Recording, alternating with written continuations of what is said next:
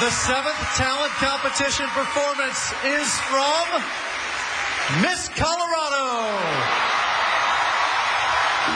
It's important for me to honor Joe, who was the patient that I talk about in my monologue, because Alzheimer's is not fun, but it's going to be okay, and I think that I show that to the world.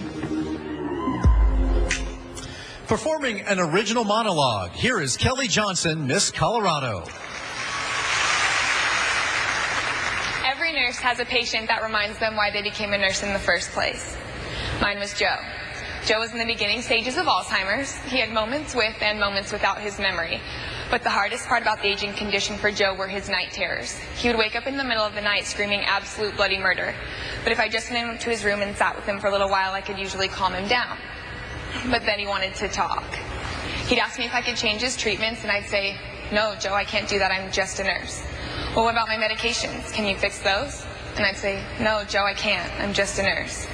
But because I couldn't do those things for him, we connected on other levels.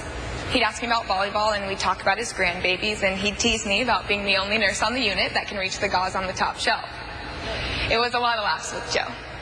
But one night, everything changed. I found him in his room crying, and I lifted his head up out of his hands, and I said, "Joe, I know that this is really hard, but you are not just Alzheimer's. You are still Joe." And he looked right back at me, almost to look through me, and said, "Nurse Kelly, then the same goes for you. Although you say it all the time, you are not just a nurse. You are my nurse, and you have changed my life because you cared about me." And that's when it hit me. Patients are people with family and friends, and I don't want to be a nurse that ever pretends, because you're not a room number and a diagnosis when you're in the hospital. You're a person, very first. And Joe reminded me that day that I am a lifesaver. I'm never going to be just a nurse.